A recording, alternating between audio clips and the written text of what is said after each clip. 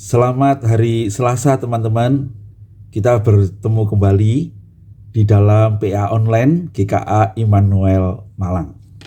Hari ini kita akan bersama-sama membahas sebuah topik yang barangkali sudah sangat sering kita bahas, yaitu tentang Pentakosta. Karena kita hari ini sudah sampai pada Kisah Para Rasul pasal yang kedua, dan kita akan membahas ayat 1 sampai ayat yang ke-13. Judulnya adalah Pentakosta. Mari kita berdoa sebelum kita membaca dan belajar firman Tuhan. Tuhan Yesus, berkatilah pertemuan kami pada hari ini. Kami akan belajar tentang Pentakosta. Tuhan tuntunlah supaya dari apa yang kami baca, apa yang kami bicarakan bersama-sama, kami boleh mengenal lebih dalam lagi tentang bagaimana Engkau berkarya di tengah-tengah gerejamu. Dan biarlah melalui pelajaran ini kami juga diingatkan dan kami dituntun untuk mencari kehendak Tuhan bagi diri kami sendiri dan gereja kami. Dan Engkaulah kiranya akan berkati kami dan menuntun kami dalam kebenaran-Mu. Ya Roh Kudus, tuntunlah kami di dalam Yesus Kristus Juru Selamat kami yang hidup. Kami berdoa dan mohon tuntunan Tuhan. Amin. Saya akan bacakan firman Tuhan untuk kita semua. Pentakosta, Kisah Para Rasul pasal yang kedua ayat 1 sampai 13. Ketika tiba hari Pentakosta, semua orang percaya berkumpul di satu tempat. Tiba-tiba turunlah dari langit suatu bunyi seperti tiupan angin keras yang memenuhi seluruh rumah di mana mereka duduk. Dan tampaklah kepada mereka lidah-lidah seperti nyala api yang bertebaran dan hingga pada mereka masing-masing. Maka penuhlah mereka dengan Roh Kudus. Lalu mereka mulai berkata-kata dalam bahasa-bahasa lain, seperti yang diberikan oleh Roh itu kepada mereka untuk mengatakannya. Waktu itu di Yerusalem diam orang-orang Yahudi yang saleh dari segala bangsa di bawah kolong langit. Ketika turun bunyi itu, berkerumunlah orang banyak. Mereka bingung karena mereka masing-masing mendengar rasul-rasul itu berkata-kata dalam bahasa mereka sendiri. Mereka semua tercengang-cengang dan heran, lalu berkata, "Bukankah mereka semua orang yang berkata-kata itu orang Galilea? Bagaimana mungkin kita masing-masing mendengar mereka berkata-kata dalam bahasa kita sendiri, yaitu bahasa yang kita pakai di negeri asal kita? Kita orang Parsia, Media, Elam, penduduk Mesopotamia, Yudea dan Kapadokia, Pontus dan Asia, Frigia dan Pamfilia, Mesir dan daerah-daerah Libya yang berdekatan dengan Kirene, pendatang-pendatang dari Roma, baik orang Yahudi maupun penganut agama Yahudi, orang Kreta dan orang Arab. Kita mendengar mereka berkata-kata dalam bahasa kita sendiri tentang perbuatan-perbuatan besar yang dilakukan Allah." Mereka semuanya tercengang-cengang dan sangat termangu-mangu sambil berkata seorang kepada yang lain, "Apakah artinya ini?" Tetapi orang lain menyindir, "Mereka sedang mabuk oleh anggur manis."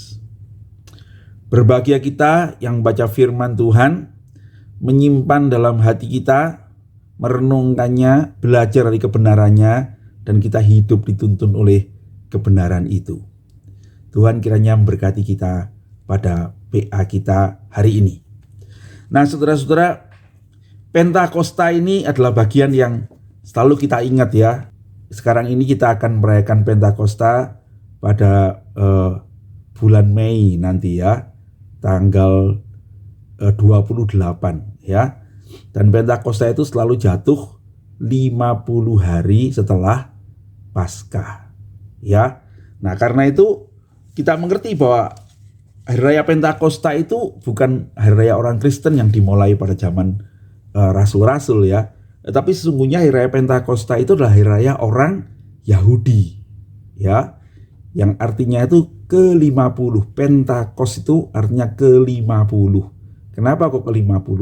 Yaitu karena mereka tuh menghitungnya setelah mereka merayakan Paskah, mereka berkumpul di Yerusalem, kira-kira 2 bulan lagi pada hari yang ke-50 setelah mereka pulang dari Paskah itu, mereka akan kumpul lagi di Yerusalem, ya. Pada hari raya Pentakosta sesungguhnya mereka itu merayakan hari raya panen raya, begitu ya. Yang dari catatan saya mendapati bahwa Pentakosta itu adalah hari untuk membawa persembahan hasil pertanian ke rumah Tuhan.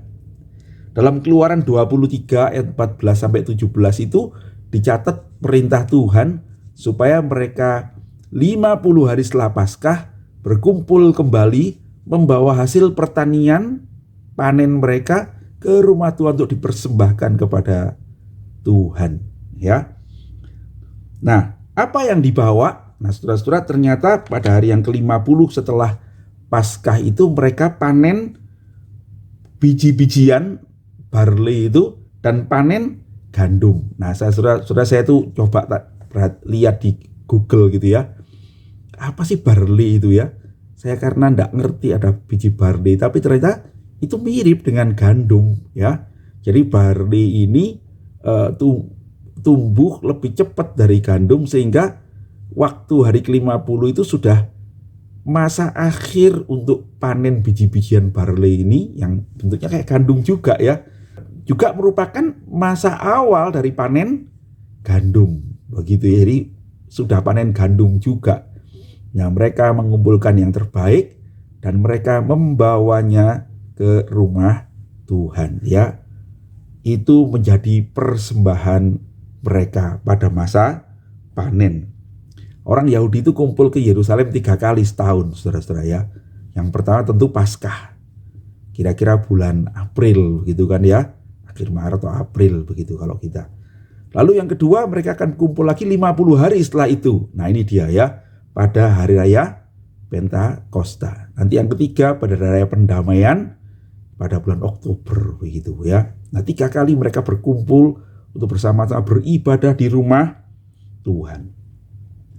Nah, ini menariknya menjadi saat Tuhan itu menepati janji yang dikatakannya kepada rasul-rasul saat sebelum dia naik ke surga ya. Jadi setelah Paskah Tuhan Yesus menampakkan diri pada murid-muridnya selama 40 hari. Dan setelah 40 hari dia naik ke surga. Dan sebelum dia naik, dia mengatakan kamu harus tunggu di Yerusalem ya, sampai Roh Kudus turun ke atas kamu dan kamu akan menerima kuasa untuk menjadi saksiku di Yerusalem, di Yudea, di Samaria dan sampai ke ujung bumi. Saudara-saudara, jadi dari situ kita tahu bahwa mereka menantikan kedatangan Roh Kudus itu selama 10 hari begitu ya, dari ke-40 sampai hari ke-50 ini ya. Nah, saudara-saudara, kita sudah bahas kemarin ya, ada 120 orang murid itu yang berkumpul di satu rumah untuk berdoa. Mereka menantikan Roh Kudus. Minggu lalu kita sudah bahas mereka juga memilih pengganti daripada Yudas ya. Dan hari ini kita sampai pada waktu Pentakosta. Nah, nampaknya saudara-saudara dikatakan di ayat 1 itu semua orang percaya berkumpul di satu tempat. Nah, kita tidak tahu tempatnya mana, tetapi nampaknya bukan di rumah mereka berkumpul 120 orang itu. Nampaknya mereka orang-orang Yahudi ini juga kumpul dengan orang-orang datang ke Yerusalem itu ya, di tempat yang lain yang lebih besar, karena di dalam peristiwa ini kemudian kita bertemu dengan ada banyak orang yang bersama-sama dengan mereka dan mendengarkan mereka berkata-kata dalam bahasa-bahasa yang lain itu, bukan? Nah, kita tidak tahu berapa banyak orang-orang itu. Tetapi kalau kita memperhatikan khotbah Petrus, nampaknya ribuan orang yang berkumpul di Yerusalem pada waktu itu, dan mereka tertarik oleh fenomena yang terjadi pada Pentakosta itu. Apa yang terjadi, teman-teman? Nah, kalau kita membaca di dalam ayat yang kedua sampai ayat keempat, kita menemukan fenomena ini ya. Waktu mereka berkumpul dengan orang banyak untuk merayakan Pentakosta, tiba-tiba datanglah angin ya, dikatakan turunlah dari langit suatu bunyi seperti tiupan angin keras yang memenuhi seluruh rumah di mana mereka duduk. Ya menarik ya.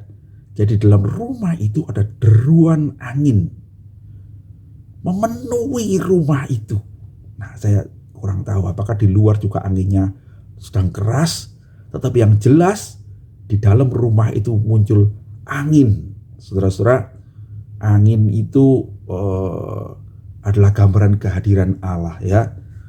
Kalau kita membaca dalam Perjanjian Lama itu, satu kali Yeskiel itu mendapat penglihatan tentang tulang-tulang yang Tuhan hidupkan. Nah, kata Yeskiel ya, waktu aku melihat tulang-tulang yang berserakan itu, Tuhan berkata, Yeskiel, bernubuatlah, mintalah angin kehidupan itu datang. Ruah ya, jadi bahasa Yunani dan bahasa Ibrani untuk angin itu ruah, roh itu adalah juga dalam arti angin, saudara ya. Ruah itu bisa di angin. Dan kemudian angin itu datang dan tulang-tulang itu dihidupkan. Jadi saudara-saudara, ini konsisten ya. Jadi ketika mereka berkumpul, kehadiran Roh Kudus itu dinyatakan dengan angin, saudara-saudara ya. Angin ya. Lalu setelah bukan cuma angin, kemudian nampaklah lidah-lidah seperti nyala api ya. Seperti nyala api yang hinggap di orang-orang itu masing-masing. Mungkin di kepala mungkin begitu ya. Kalau lihat gambar itu, di atasnya ada kepala seperti api-api lilin begitu ya. Nah saudara-saudara, itu yang mereka lihat. Nah, api ini juga sekali lagi menunjukkan itu tanda kehadiran Tuhan. Kita mengerti waktu orang-orang Israel itu keluar dari tanah Mesir, Tuhan menjaga mereka dalam tiang api dan tiang awan yang menunjukkan kehadiran Tuhan. Waktu Musa bertemu dengan Tuhan di semak belukar itu, di semak belukar yang menyala, yang terbakar karena api itu, tetapi tidak terbakar semaknya itu. Nah, Tuhan menyatakan diri juga dengan api, ya. Nah, saudara-saudara, kehadiran Roh Kudus itu muncul dalam tiupan angin dan hadirnya lidah-lidah api. Jadi seperti api-api kecil yang katanya hinggap di mereka masing-masing. Nah, siapa mereka ini? Nampaknya ini bukan semua orang yang berkumpul pada waktu itu, tetapi 120 orang itu. Ya, 120 orang itu yang pada hari Pentakosta keluar dari rumah mereka kumpul, lalu kumpul dengan banyak orang sama-sama. Nah, secara spesifik lidah-lidah api ini kemudian hadir menjadi tanda bagi orang-orang percaya itu, ya. Bukan cuma rasul-rasul ya, tetapi bersama-sama dengan orang-orang yang lain yang sedang berdoa itu ya. Semua orang percaya itu yang dikatakan di dalam ayat 1 itu. Nah, saudara-saudara, lalu apa yang terjadi? Nah, setelah tanda itu muncul dikatakan lalu, ayat 4 dikatakan begitu kan? Maka penuhlah mereka dengan Roh Kudus. Tanda itu, lalu mereka mulai berkata-kata dalam bahasa-bahasa lain yang diberikan Roh itu pada mereka untuk mengatakannya. Saudara-saudara, karena kepenuhan Roh Kudus, maka mereka itu kemudian berkata-kata dalam bahasa-bahasa lain. Perhatikan saudara-saudara ya. Jadi kepenuhan Roh Kudus itu mendahului munculnya bahasa-bahasa lain itu, ya. Dan tanda hadirnya Roh Kudus itu bukan bahasa itu. Tanda hadirnya Roh Kudus adalah angin dan api itu, ya, yang hadir memenuhi mereka. Dan kemudian karena itu kemudian mereka berbahasa lidah itu, ya. Dan bahasa itu, saudara-saudara, adalah bahasa-bahasa yang kemudian bisa dimengerti. Bahasa-bahasa lain yang buat orang banyak yang berkumpul tercengang-cengang, ya. Mereka bilang, bukankah ini orang-orang Galilea? Orang Galilea itu punya dialek yang khusus katanya ya, yang bahasanya lebih jelek daripada orang-orang di Yerusalem dan daerah selatan itu ya. Daerah utara itu lebih jelek katanya begitu ya. Tapi tiba-tiba mereka itu berbahasa dalam bermacam-macam bahasa. Kalau kita lihat daftarnya di pasal 2 ayat 9 sampai 11 itu saya menghitung tuh kira-kira paling tidak 15 bahasa. Ya, saudara boleh hitung sendiri di Alkitab ya. Ada 15 bahasa ya yang merupakan bahasa-bahasa yang mereka bicarakan di Asia, di Afrika, di daerah Mesopotamia begitu, yang jauh dari Yerusalem begitu ya. Tapi mereka itu tiba-tiba saja berkata-kata dalam bahasa-bahasa itu. Dan dalam bahasa yang mereka mengerti itu, orang itu bicara tentang apa yang Tuhan perbuat yang hebat di tengah-tengah mereka. Ya, dikatakan di dalam ayat ke-11 itu. Kita mendengar mereka berkata-kata dalam bahasa kita sendiri tentang perbuatan-perbuatan besar yang dilakukan Allah. Saudara-saudara, ini adalah berita Injil ya. Berita Injil, perbuatan besar itulah berita Injil. Kalau kita mengingat tugas gereja di dalam 1 Petrus 2 ayat 9 tuh, kan kamulah bangsa yang terpilih, imamat yang rajani, bangsa yang kudus, umat kepunyaan Allah sendiri, supaya, nah ini kan, kamu memberitakan perbuatan-perbuatan yang besar dari Dia yang sudah memanggil kamu keluar dari dalam kegelapan pada terangnya yang ajaib. Kamu yang dahulu bukan umat, sudah menjadi umat Allah. Kamu yang dahulu tidak dikasihani, sudah beroleh belas kasihan. Nah, perbuatan besar itu apa, saudara-saudara? Perbuatan besar itu adalah karya keselamatan Kristus Yesus yang membawa kita dari kebinasaan kepada hidup yang kekal. Kita yang dahulu adalah orang kafir, kamu sudah menjadi umat Allah. Kamu dulu yang tidak beroleh belas kasihan, yang dimurkai karena dosa, kamu sekarang beroleh belas kasihan keselamatan di dalam Yesus Kristus Tuhan. Nah, itu dia, saudara-saudara ya. Jadi apa yang terjadi ketika orang-orang ini menerima Roh Kudus? Mereka bersaksi. Dan apa yang mereka saksikan? Injil keselamatan. Nah, saudara-saudara sekalian, itu yang terjadi ya. Dan mereka semua tercengang-cengang, artinya mereka terkagum-kagum. Mereka melihat sebuah kuasa, mereka melihat sebuah karya Allah yang besar itu ya. Dan nanti kita akan lihat ribuan orang menjadi percaya. Tetapi bagian akhir itu menarik ayat 13. Tetapi orang lain menyindir, mereka sedang mabuk oleh anggur. Artinya apa? Tetap aja ada orang yang menafsirkannya sebagai sesuatu yang buruk dan mereka menolak Injil. Saudara-saudara, itu bukan sesuatu yang aneh, bukan? Itulah yang terjadi juga pada waktu Roh Kudus turun, kuasa Allah dinyatakan, tapi tetap aja ada yang menolak Tuhan. Ya, baik. Dari apa yang kita baca ini, apa yang bisa kita pelajari, saudara-saudara ya? Saya mencatat beberapa hal untuk kita renungkan. Yang pertama-tama, saudara-saudara, Pentakosta itu bukan hari ulang tahun gereja. Ya, gereja itu sudah ada sejak perjanjian lama berarti ya. Pentakosta itu hari raya panen sebetulnya, yang Tuhan perintahkan sejak orang Israel itu keluar dari tanah Mesir. Tapi menarik, saudara-saudara ya, pada hari raya panen yang sudah Tuhan siapkan ribuan tahun sebelumnya itu, Tuhan kemudian menunjukkan bahwa maksud hari raya panen itu bukan cuma panen barley dan panen gandum, tetapi adalah panen jiwa-jiwa yang diselamatkan. Itu bukan panen fisik, tetapi adalah panen rohani. Tuhan menyiapkannya ribuan tahun sebelumnya untuk menggenapi sebuah maksud yang Tuhan nyatakan setelah Tuhan Yesus bangkit. Waktu itulah Tuhan datang dan Tuhan mengatakan gereja akan tersebar ke seluruh dunia. Dimulai dengan apa? Tuhan mengaruniakan Roh Kudus.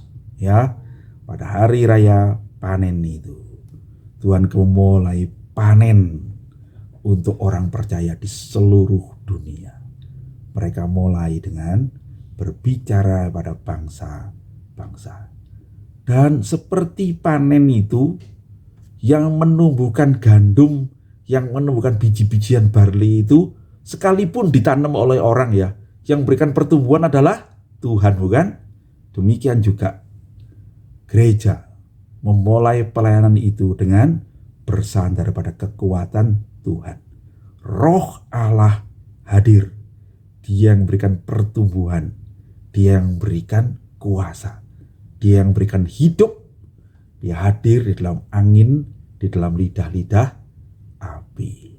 Saudara-saudara sekalian, sejak itu roh Tuhan itu diam di dalam hati orang percaya. Jadi Pentakosta itu yang pertama-tama menandai. Sejak zaman Pentakosta itu bukan gereja mulai berdiri, tapi sesungguhnya sejak Pentakosta itulah roh Tuhan itu kemudian hadir di dalam hidup orang percaya. Pertama kali di tengah-tengah 120 orang yang hadir pertama kali itu, dan kemudian sejak itu dia hadir di setiap hati orang percaya. Ya, ini berbeda dengan dalam perjanjian lama. Dalam perjanjian lama roh Tuhan juga hadir dalam orang-orang percaya, tapi roh itu sepertinya datang dan pergi ya. Contohnya Simson ya. Ketika roh Tuhan berkuasa atas Simson, maka kemudian Simson jadi begitu kuat ya. Tapi ada cerita bahwa ketika Simson dipotong rambutnya, maka roh Tuhan meninggalkan dia. Ya, dan dia jadi lemah. Betul ya, karena kekuatan dari roh Tuhan. Tetapi mulai Pentakosta ini kita mengerti bahwa sekarang roh Tuhan itu menetap di dalam gerejanya, di dalam hidup orang-orang percaya, menjadi meterai keselamatan dan memberikan kuasa untuk memberitakan Injil. Yang kedua, saudara-saudara, roh Tuhan itulah sekarang menjadi kuasa yang menyertai orang-orang percaya untuk memberitakan Injil dan menjadi kegenapan dari janji Tuhan Yesus, aku akan menyertai kamu senantiasa sampai kepada akhir zaman. Nah, saudara-saudara, penyertaan Tuhan Yesus itu ada dalam Roh Kudus yang menyertai gerejanya. Saudara-saudara, itu menjadi pelajaran bagi kita semua ya, bahwa sesungguhnya kita tuh membutuhkan kuasa Roh Kudus untuk menjadi saksi Tuhan. Ketika Tuhan naik ke sorga, dia tidak segera menyuruh muridnya itu bersaksi, tapi dia berkata, kamu mesti tunggu di Yerusalem. Tunggu apa? Roh Kudus turun ke atas kamu. Dan pada waktu itulah kamu akan jadi saksiku di Yudea, Samaria, Yerusalem, sampai ke ujung bumi itu. Saudara-saudara, hari ini biarlah melalui PA hari ini kita diingetin, termasuk gereja kita ya, apakah sungguh Roh Kudus sudah bekerja di tengah-tengah gereja? Tanpa kehadiran Roh itu, kita tidak mungkin menjadi saksi. Kuasa Roh itu yang kita butuhkan. Kita bisa berteologi dengan baik, kita bisa punya pengkhotbah-pengkhotbah yang hebat, kita mungkin punya orang-orang yang mencukupi kebutuhan gereja dengan sangat banyak, tetapi sesungguhnya itu tidak cukup. Hanya kalau kuasa Roh Kudus itu turun menaungi kita, maka gereja itu akan menjadi saksi Tuhan ya, baik di lingkungan kita dan bahkan sampai ke ujung bumi. Saya berharap saudara-saudara ini menyadarkan kita betapa penting kita berdoa. Kita mohon Tuhan menyertai kita dengan kuasa Roh-Nya. Mari kita berharap kepada pertolongan Tuhan untuk kuasa Roh Kudus di tengah gereja kita. Penulis tafsiran di NIV itu mengatakan salah satu sumbangsih terbesar dari gerakan Pentakosta adalah membawa kembali semangat untuk mohon pertolongan Roh Kudus dalam penginjilan. Ya, barangkali di antara kita orang-orang Injili gini, kita lebih menekankan tentang pengajaran-pengajaran itu baik ya, itu benar. Karena jelas sekali firman Tuhan mengatakan, firman-Mu itu pelita bagi kakiku dan terang bagi jalanku. Firman Tuhan telah penuntun kita dan menjadi standar kebenaran kita. Tapi hari ini kita juga diajarin saudara-saudara, kita memerlukan kuasa dari Allah sehingga kebenaran firman Tuhan itu sungguh hidup di dalam hidup kita, Sebab tanpa Tuhan menyertai kita, tanpa kuasa roh itu, ajaran-ajaran itu seringkali menjadi indah di telinga, tetapi sungguh tidak nyata dalam hidup orang percaya. Kita membutuhkan Roh Kudus. Kita mesti berdoa untuk itu, seperti yang murid-murid lakukan, dan Tuhan menepati janjinya ya.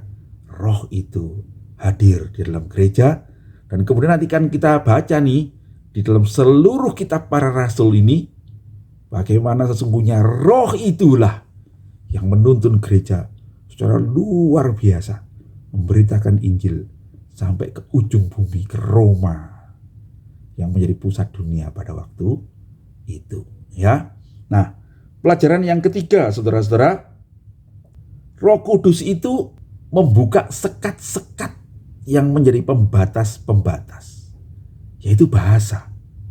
Ya, kita tahu bahwa bahasa-bahasa itu dari Alkitab dikatakan Tuhan menyerakkan orang-orang itu pada waktu Menara Babel dibangun dengan membuat mereka saling gak ngerti bahasa satu sama lain. Begitu ya. Ketika orang-orang itu mau mendirikan Menara Babel itu ya, mereka gak mendengar lagi perintah Tuhan untuk tersebar ke seluruh bumi, tapi mereka mau menyatukan diri dan menghindari ketersebaran itu. Tuhan tetap melakukan rencananya, tidak, kalian mesti tersebar ke seluruh bumi ya. Karena itu adalah apa yang menjadi tujuan hidup manusia, bukan? Berajulah, bertambah banyak dan penuhilah bumi, begitu ya, tersebarlah. Lalu kan kelolalah itu, taklukkanlah itu. Nah gitu kan. Nah saudara, manusia mau menentang Tuhan, tapi maksud Tuhan terlaksana. Nah setelah manusia tersebar, saudara-saudara, di dalam Pentakosta ini kita menemukan sekali lagi bagaimana Tuhan kemudian melepaskan sekat-sekat itu ya. Pada hari ketika Roh Kudus turun, lalu mereka berbicara dalam bahasa-bahasa. Bahasa-bahasanya tidak dihapus, saudara-saudara. Tetapi keselamatan itu diberitakan dalam semua bahasa-bahasa. Ya, saudara-saudara sekalian, sejak itu tidak ada lagi bahasa Alkitab itu harus bahasa Ibrani begitu ya. Tetapi bahasa Alkitab itu adalah bahasa segala bangsa. Saudara-saudara, bahasa-bahasa itu menggambarkan suku, bukan?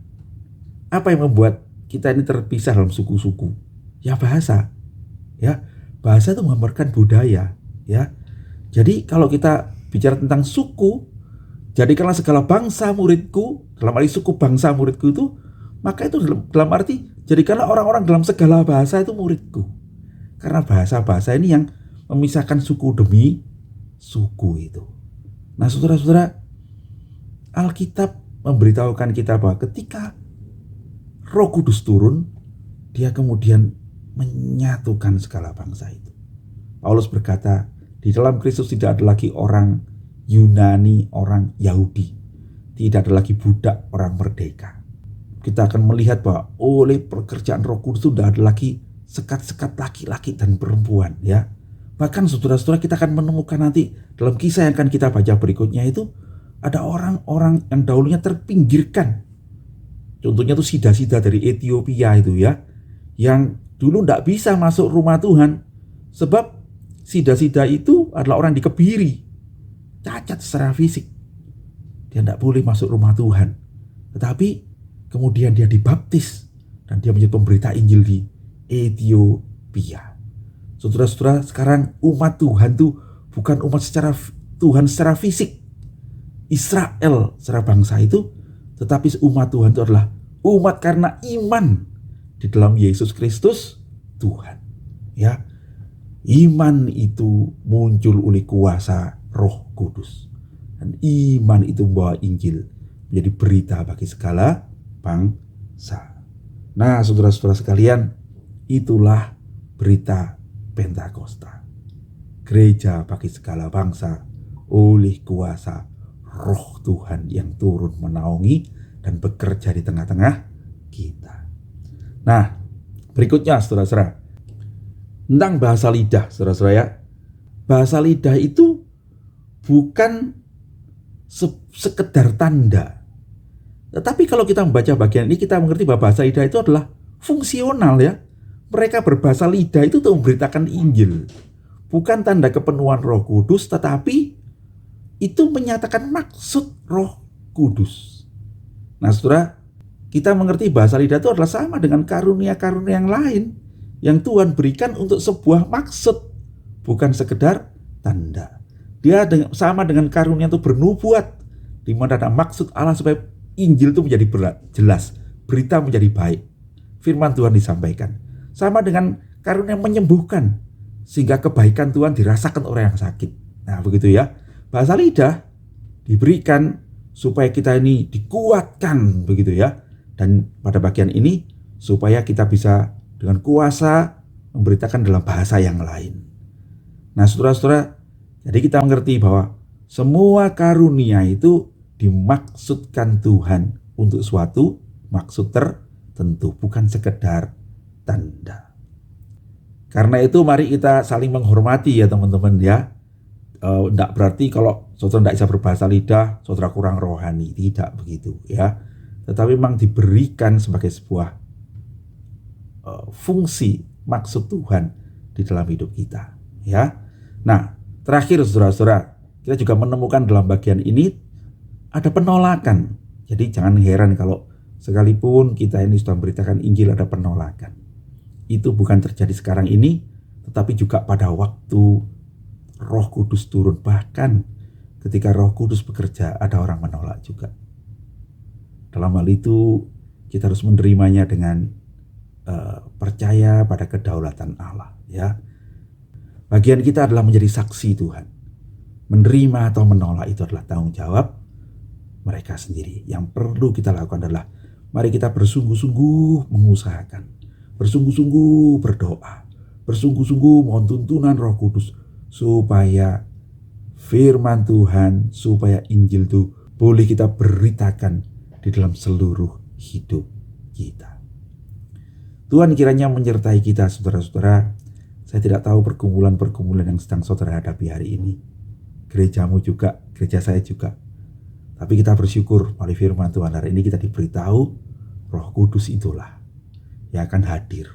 Ya, Dia yang akan memberikan kuasa itu. Dia yang akan melepaskan sekat-sekat itu. Dia yang akan menyertai kita dalam menghadapi segala pergumulan. Dan Dialah yang akan menolong kita, memberikan kuasa-kuasanya supaya kita bisa hidup memuliakan namanya, menjadi saksinya. Tuhan Yesus menyertai kita semua. Mari kita berdoa. Terima kasih Tuhan, kami boleh membaca firman-Mu dan belajar dari kebenarannya. Sekarang tuntunlah kami supaya kami hidup dengan kuasa-Mu itu ya Tuhan. Berkati juga untuk gereja-Mu di mana-mana tempat, supaya kami sungguh oleh kuasa Roh-Mu menjadi saluran berkat, membawa Injil Tuhan, menceritakan kebesaran-kebesaran Tuhan, dan menjadi saksi-Mu di Indonesia ini, di kota kami maupun di seluruh dunia. Mohon pertolongan-Mu ya Roh Kudus, tuntunlah kami semua di jalan yang benar, dan dalam menghadapi pergumulan-pergumulan, kiranya saudara-saudara juga beroleh kekuatan dan pertolongan Tuhan yang menyertai kami sampai selama-lamanya. Dalam nama Tuhan Yesus Juru Selamat kami yang hidup, kami berdoa dan mengucap syukur. Amin. Demikian PA kita hari ini saudara-saudara. Nanti kita bertemu jam 6 untuk mendiskusikannya. Tuhan Yesus memberkati.